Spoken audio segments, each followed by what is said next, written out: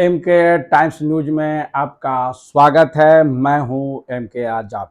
आज हम बात करेंगे भारतीय जनता पार्टी की सबसे उर्वरक भूमि उत्तर प्रदेश के मुखिया योगी आदित्यनाथ को साधने का और घुटने पर लाने के प्रयास में शीर्ष नेतृत्व क्यों है, इसी बात पर हम चर्चा करने वाले हैं।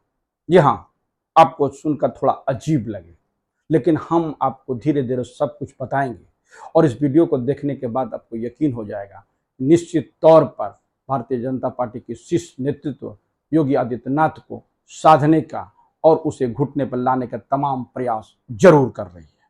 जी हाँ, तो सबसे पहले मैं कुछ बातों पे आपको गौर कराता हूं। याद कीजिए घोसी उपचुनाव का रिजल्ट। जी हाँ, घोसी उपचुनाव में दारा सिंह चौहान भारतीय जनता पार्टी के उम्मीदवार थे और करीब 42,000 से ज्यादा मतों से उपचुनाव जब उत्तर प्रदेश का हार जाए तो इसे क्या कहेंगे। और इसके बीच में यह बात भी अंदर खाने से छनकर आई कि दारा सिंह चौहान ने जिस तरह से पिछले विधानसभा चुनाव में भारतीय जनता पार्टी का साथ छोड़कर समाजवादी पार्टी का दामन थाम लिया और एक नैरेटिव बनाया कि उत्तर प्रदेश में इस बार भारतीय जनता पार्टी की सरकार नहीं बनने वाली है, और धोखा देकर जाने वाले दारा सिंह चौहान जब समाजवादी पार्टी से उनको टिकट मिला और वो विधायक जरूर बन गए और जिस तरह से नैरेटिव सेट किया, उसी समय से योगी आदित्यनाथ दारा सिंह चौहान से अच्छे खासे नाराज बताए गए। और तो और जब दारा सिंह चौहान ने यह देखा कि समाजवादी पार्टी की सरकार नहीं बनी और फिर वो भारतीय जनता पार्टी में जाने के राह तलाशने लगे, तो सारे रास्ते योगी आदित्यनाथ ने जरूर बंद कर दिए थे। लेकिन ठीक उसके विपरीत जब दारा सिंह चौहान की लॉबी जब दिल्ली में शीर्ष नेतृत्व अमित शाह से मुलाकात करने का प्रयास की और सब कुछ सामान्य होता हुआ दिखा कि दारा सिंह चौहान की फिर भारतीय जनता पार्टी में वापसी हो गई। योगी आदित्यनाथ भले ही नाराज बताए गए हैं और उन्हें अपने बात को पार्टी आलाकमान में पहुंचा जरूर दिया, लेकिन योगी आदित्यनाथ की सब बातों को दरकिनार करके दारा सिंह चौहान की भारतीय जनता पार्टी में वापसी कराई गई। रिजल्ट सिफर है। आप यूं ना समझे कि इस नाराजगी की वजह से दारा सिंह चौहान हार गए। शीर्ष नेतृत्व यह चाहता था कि दारा सिंह चौहान वहां से जीतकर जरूर जाए और इसके भी तमाम प्रयास जरूर किए गए। करीब 2 दर्जन से ज्यादा उत्तर प्रदेश के मंत्रियों को वहां लगाया गया और 3 दर्जन से ज्यादा विधायक भारतीय जनता पार्टी के वही कैंप किए हुए थे, यानी घोसी में ही कैंप किए हुए थे। तमाम प्रयासों के बावजूद भी समाजवादी पार्टी के जो गठबंधन, इंडिया गठबंधन की जो जो कमेटी बनी, वो कमेटी इतनी दमदार बनी और इस वक्त में इंडिया गठबंधन में शामिल होने से समाजवादी पार्टी के हौसले जरूर बढ़े और उन्होंने डंकी की चोट में दारा सिंह चौहान को बोलकर हरा दिया।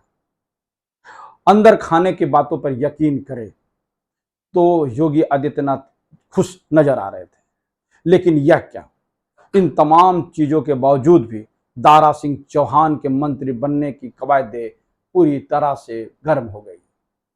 और यही नहीं, उत्तर प्रदेश के घोसी विधानसभा चुनाव में ओम प्रकाश राजभर की जो बात होगी, तो ओम प्रकाश राजभर भी बड़ बोले नेता में उनकी गिनती होती है। और इन गिनतियों के बावजूद भी जिस तरह से पिछले विधानसभा चुनाव में ओम प्रकाश राजभर ने समाजवादी पार्टी से गठबंधन करके योगी आदित्यनाथ पर जो जो टिप्पणी की, अपने चुनाव प्रचार में जो बातें कही, वो एक सभ्य राजनीतिक करने वाले कभी नहीं कहेंगे।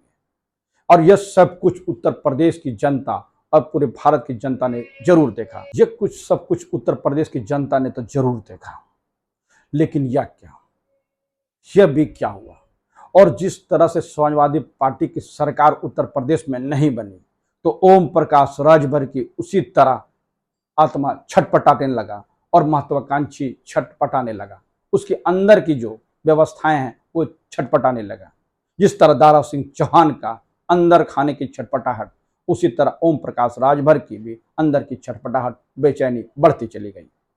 और ओम प्रकाश राजभर ने ही जिस तरह से उत्तर प्रदेश की जो योगी आदित्यनाथ का को दरकिनार करते हुए भारतीय जनता पार्टी के शीर्ष नेता अमित शाह से दिल्ली में मुलाकात की और फिर उनका गठबंधन में फिर वापसी होता हुआ दिखा। और घोसी उपचुनाव में जिस तरह दारा सिंह चौहान का लिटमस टेस्ट था, ओम प्रकाश राजभर का लिटमस टेस्ट वहां पर जरूर था, क्योंकि बड़ी तादाद वहां पर राजभरों की जरूर है। और याद कीजिए, ओपी राजभर ने करीब 50,000 से ज्यादा वोटों से दारा सिंह चौहान की जीतने की गारंटी ली थी। वो सारा धाराशायी हो गया और करीब 42,000 मतों से जो है दारा सिंह चौहान चुनाव हार गए। बताया जाता है कि दोनों लिटमस टेस्ट में फेल हो गए। लेकिन यह क्या, ये कौन सी बात थी कि हारने के बावजूद भी ओम प्रकाश राजभर ने डंकी की चोट में कहा कि वो योगी मंत्रिमंडल में मंत्री बनने वाले हैं, उसे कौन रोकेगा। आप देख लेना, मैं अनकरीब मंत्री बनूंगा और दारा सिंह चौहान भी मंत्री बनेंगे। इसे क्या कहेंगे।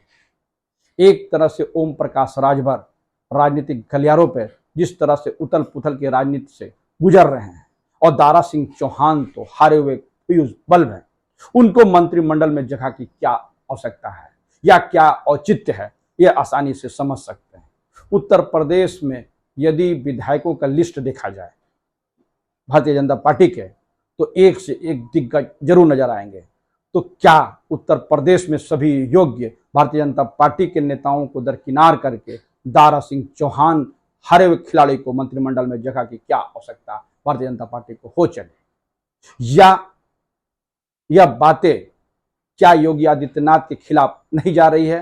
क्या योगी आदित्यनाथ ओम प्रकाश राजभर और दारा सिंह चौहान को अपने मंत्रिमंडल में शामिल कराने के लिए राजी होंगे? लेकिन शीर्ष नेतृत्व इस वक्त में दारा सिंह चौहान को भी और ओम प्रकाश राजभर को भी मंत्रिमंडल में जगह जरूर देंगे, चाहे योगी आदित्यनाथ इसको पसंद करे ना करे। आप आसानी से समझ सकते हैं कि योगी आदित्यनाथ की इच्छा के विरुद्ध ये सारे फैसले लिए जा रहे हैं। और याद कीजिए, केशव प्रसाद मौर्य, राजनीतिक गलियारों पर इस बात का चर्चा काफी गर्म रहता है कि केशव प्रसाद मौर्य और योगी आदित्यनाथ के बीच में सब कुछ सामान्य तो बिल्कुल नहीं है। 36 के आंकड़े बताए जाते हैं, दोनों तो ध्रुव के बताए जाते हैं। तो यह सब कुछ एक पार्टी में रहकर होता हुआ सब कुछ दिख रहा है। और तो और, जब केशव प्रसाद मौर्य भी विधानसभा का चुनाव हार गए और हारने के बावजूद भी जब उनको डिप्टी सीएम बनाया गया, यानी योगी आदित्यनाथ का घोर विरोधी केशव प्रसाद मौर्य को डिप्टी सीएम की जगह जब मिल गई, तो उस वक्त में यह कयास का बाजार गर्म हो गया और उस कयासों पर पंख लगता हुआ दिखा कि योगी आदित्यनाथ के इच्छा के विरुद्ध सब कुछ होता हुआ उत्तर प्रदेश में दिखेगा। शीर्ष नेतृत्व जो चाहेगा, मैं बात कर रहा हूं अमित शाह का। राजनीतिक गलियारों पर यह भी चर्चा का विषय बना हुआ है कि अमित भाई शाह और योगी आदित्यनाथ के बीच में भी सब कुछ सामान्य तो बिल्कुल नहीं है। अंदर खाने की बातों पर यकीन करें तब क्या उसी के कयासों का बाजार है कि उत्तर प्रदेश में योगी आदित्यनाथ का कद को छोटा करने के या फिर फ्यूज बल्ब के सहारे उनके मंत्रिमंडल को फ्यूज करने की एक रणनीति बनाई गई है।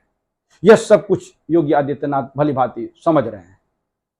तो केशव प्रसाद मौर्य, दारा सिंह चौहान या फिर ओम प्रकाश राजभर, तीनों से यदि बात किया जाए तो योगी आदित्यनाथ का अच्छा संबंध बिल्कुल नहीं है। और सभी को, यानी केशव प्रसाद मौर्य के बाद दारा सिंह चौहान को और ओम प्रकाश राजभर को भी जब योगी अपने मंत्रिमंडल में जगह देंगे तो क्या सीन होगा, यह आप आसानी से समझ जा सकता है, आप आसानी से समझ सकते हैं। तो सब कुछ उत्तर प्रदेश में योगी आदित्यनाथ के इच्छा के विरुद्ध तो हो ही रहा है।